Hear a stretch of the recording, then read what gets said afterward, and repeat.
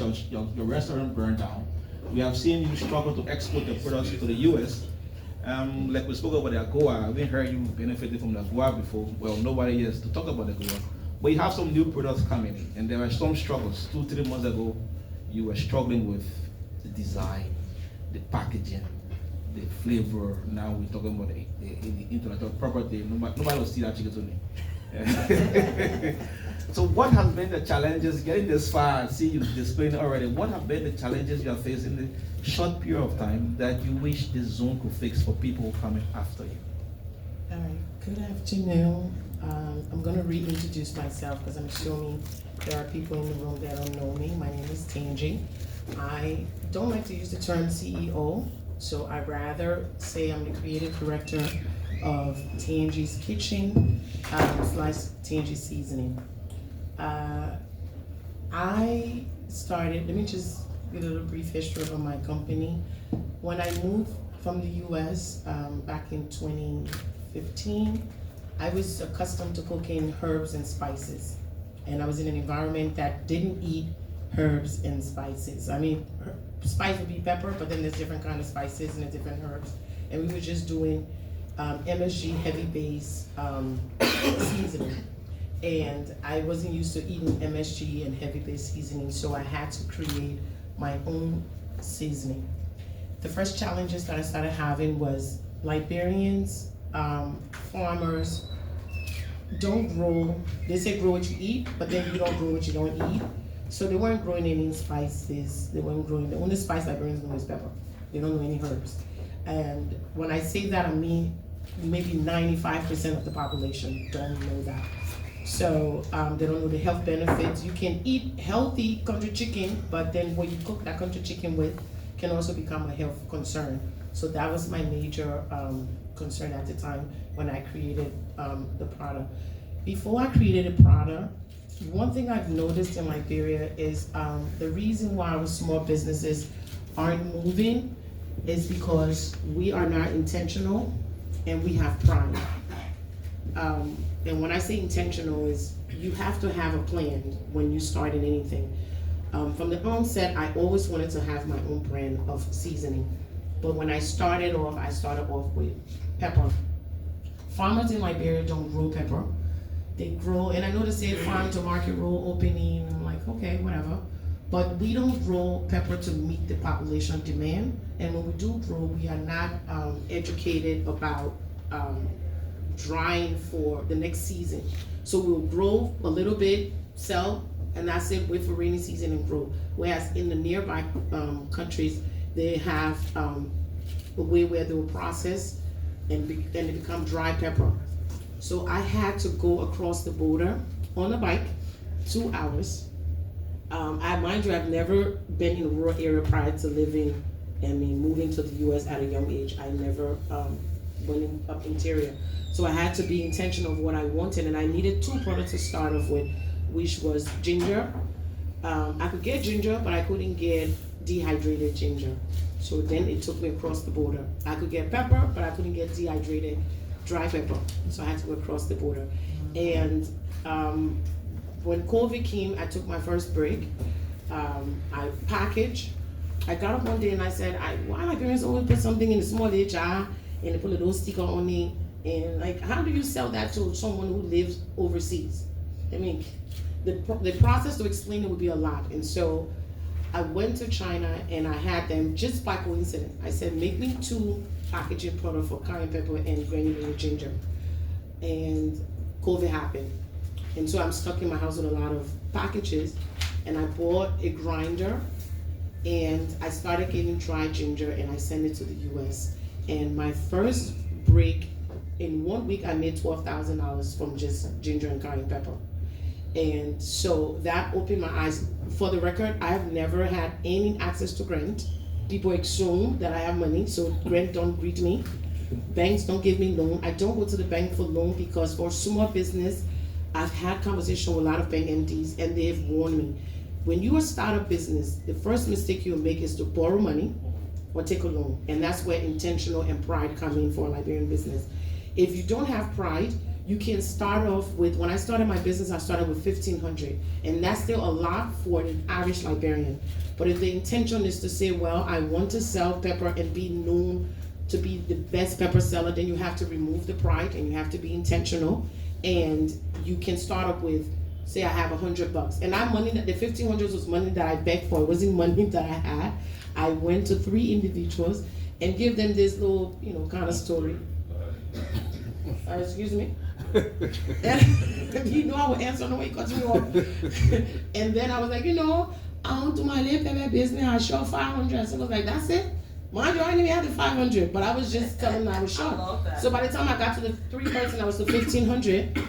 I went to Gobacha Market. I've lived in the US since I was 13. So going to Gobacha Market and being an adult, the average Liberian, I have so much pride.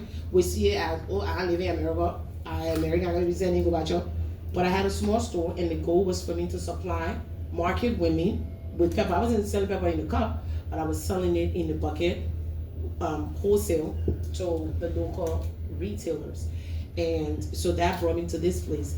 Packaging, before I got to packaging, food testing has always been an issue in Liberia. We don't, Commerce Ministry, even though they say they have a food testing lab, which I don't think is still up to standard for consumer product, what comes in is not tested. When I wanted to test my product in Ghana, I had to bring 10 of each item to the Ghana Food and Drug Board. I had to register a business in Ghana, live there, and was just like a Ghanaian registering a business. They would test all of your product before you put it on the market. If it's not for human consumption, they would throw it away. In Liberia, you just take it in, someone to the left, someone to the right, it comes back out the door, you can get certified. When I started, my goal was not to sell in Liberia. The goal has always been to sell outside of Liberia. My target market was in Liberia because it was going to be hard to break in. I wanted to take out, add a value from outside, come back in. Because sometimes we don't value the product we have here, so you have to take it across and bring it in. So when I took it out, it got value in the US, but then I needed it to be tested to take it to the US. So that testing happened in Ghana. And so I knew the product that I had, it met all of the standard consumer requirement. I have not gone to the food testing lab here because and maybe it's just me, but I just feel like a food testing lab that is next to the Ministry of Public Works makes no sense to me. So that's the reason why I'm just being honest. They've changed location? Yeah, next to a hazardous area, clean area. I'm not taking my product to get tested. Your environment has to make sense for me to go and test my product. That's why I've never went there. My product been tested in the US. When it came to another issue I've had, small farmers, I want to be able to support small farmers. I dearly do. But almost all of my ingredients, only one I can get out of Liberia, which is the country spice. That's it. It grew here in excess amount, and we don't even know the value. But everything else, I have to get it from Ivory Coast or Accra, or sometimes as far as Nigeria or Burkina, because I can't they're not growing any product here. When I bring it in, I have to deal with the airport, and like, oh, you're bringing in product and you have to pay this, that, blah, and I'm like, you don't grow it. If you grew this product, I would definitely buy. But you can't be taxing me for things that you don't grow. So I have to deal with that part of it. Before I did my cubes, I wanted to test the market. I wanted to test my competitor. So I tested, crowns and everything else, and the sodium was high. Now, if there was a food testing facility, then the cubes on the market would have been tested to meet the standard for what we're supposed to eat as far as sodium. So I said, well, I need to make a healthier cube to be able to meet the market demand.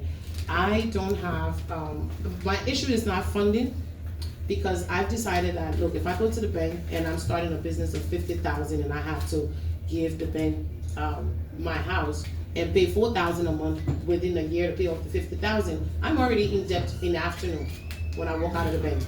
So when I feel like one of my piece of advice I always tell Liberians is, if you start a business, if that business is going to be your full-time job, then you need to create a salary for yourself.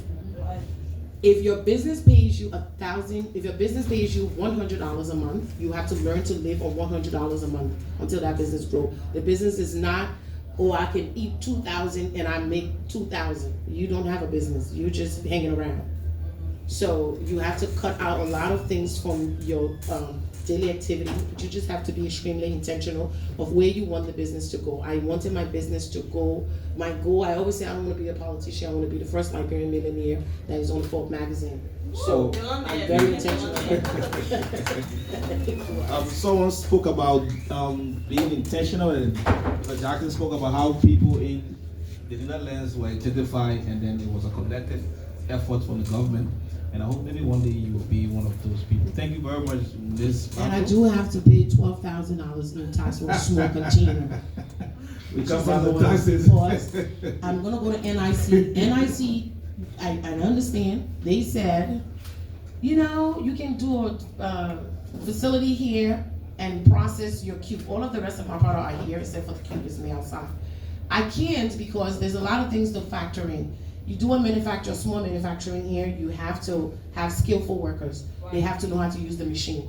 The possibility of stealing your ingredients, theft, you know, unskillful workers, and electricity, and all of the things. And then every single item that goes with packaging have to be exported from outside. All of my ingredients they have to come from outside. So for the big business people, you don't understand this.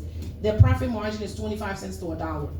Because it's easy for them to pay that tax and process outside, since it's cheaper. In all fairness, honesty, it's cheaper to process and do everything outside Liberia. The moment you want to do it here is extremely costly. So for a business person, I'm in the business to make money, and I would love to hire Liberians, but I don't want the stress of dealing with theft and dealing with workers that don't have skills and all that kind of shenanigans. So.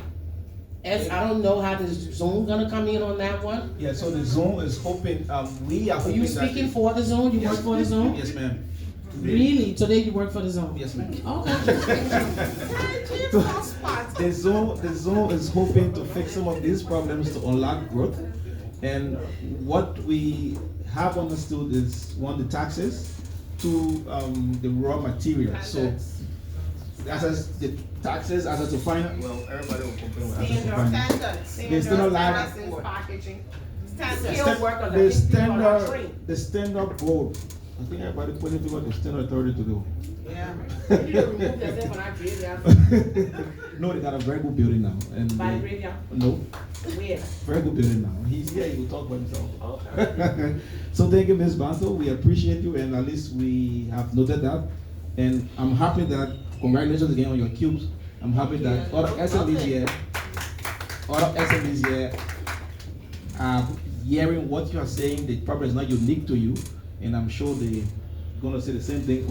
Just for the record, after the chief will have the opportunity to make a statement or ask questions, I will appreciate if we can make a statement to the zone instead of asking the panelists questions, because this symposium is about you. So, what you have been working with SMEs a lot of times. You you have had so many dreams about them. It's like forthcoming. Yeah, probably all the people. So, what are some of the challenges you have heard from them, and what are the things you are working on that you hope you can collaborate with the zone to fix these challenges? First, let me say this: the zone will unlock a lot of things. The problem when you listen to all these people is fragmentation. Yeah, fragment. Thank you. You're doing this 300-acre farm. Doing is big, but it's not big enough to put a manufacturing plant next to it. She's doing the RSS. We started the RSS with her, but she can't fill a whole container. It would take her 2 or 3 cycles to fill a whole container, so her money stuck. So as she buy her rubber, 10,000 or 20,000 stuck right in her yard, and she's looking at it because she got a whole container of shit stuck. If you're looking at what she's saying, it's all about how can I change the culture. People don't drink tea here, and she's doing it on her own.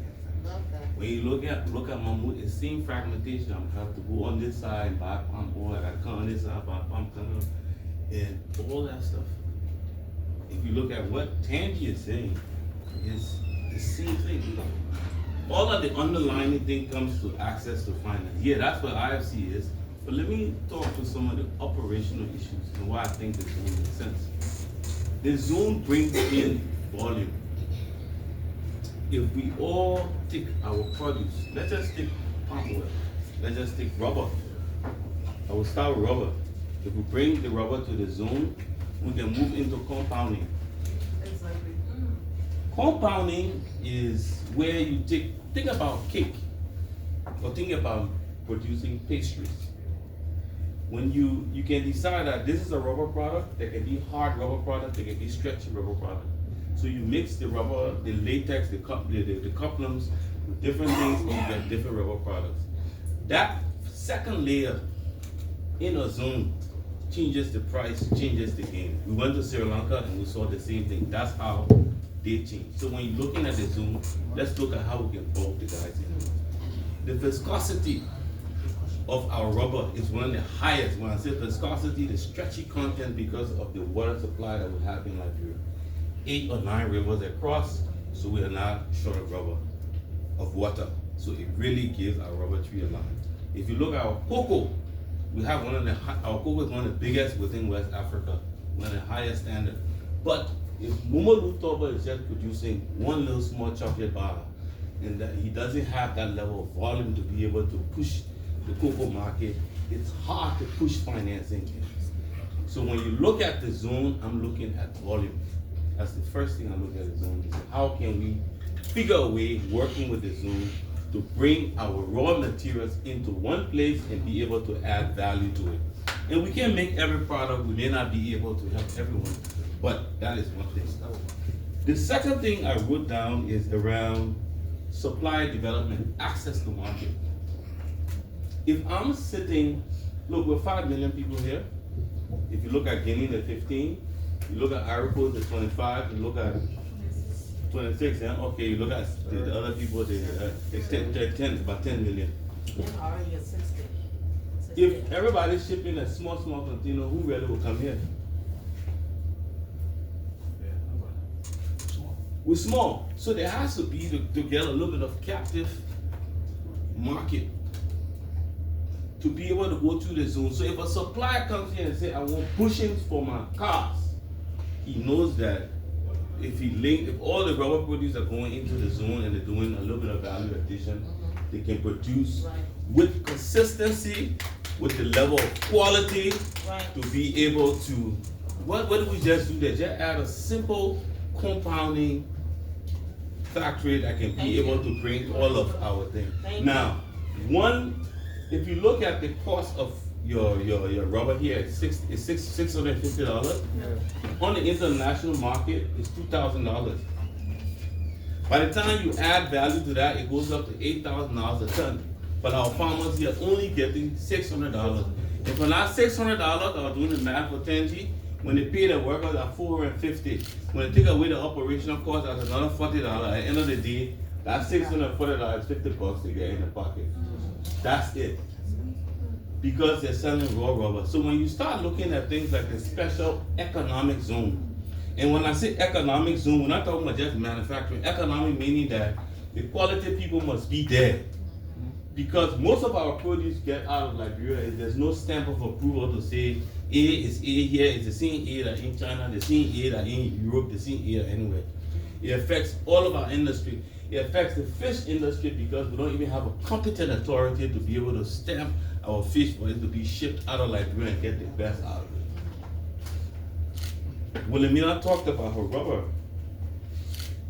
The RSS, if you look at the cost of producing RSS from latex, it's about $250 a ton, right? She gets $1,800, do the math, right? But the problem with RSS, we have nobody here to say this is RSS1, RSS2, RSS3. So when Wilhelmina, after 3 months since of one container, she gets any price that the buyer wants, right? So when you look at all of these challenges that they're facing, I think the zone needs to think about how can we start bulking and aligning industries. How can we start bulking and aligning industry? Because it's the only way our small, I know you talk about anywhere can be a zone, but I would caution against that first. It creates further fragmentation. Let's see if we can have a way to bring everybody to get a little bit and start the process. Mahmoud said that I don't know how many different sites when I talked to him that he had that he buys from.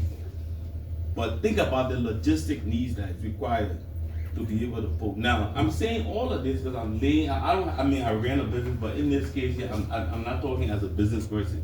I'm talking as IFC. So I want to bring it to where IFC is looking to work. And I've had a conversation with the authority.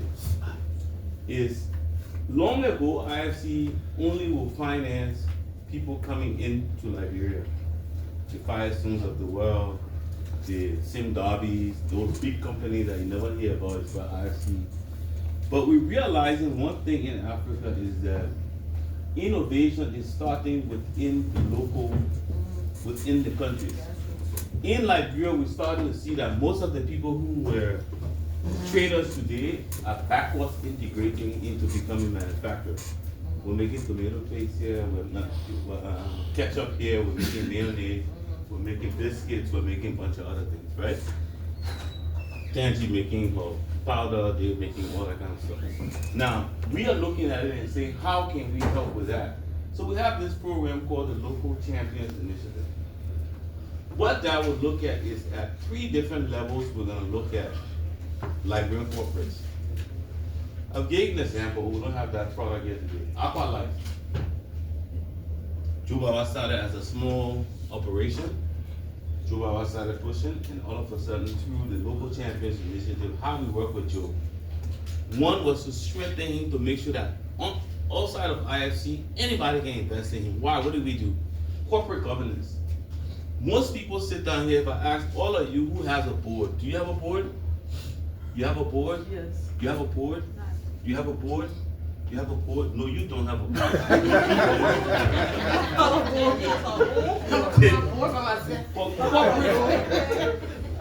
And I'll pick up some people in here because corporate governance is key.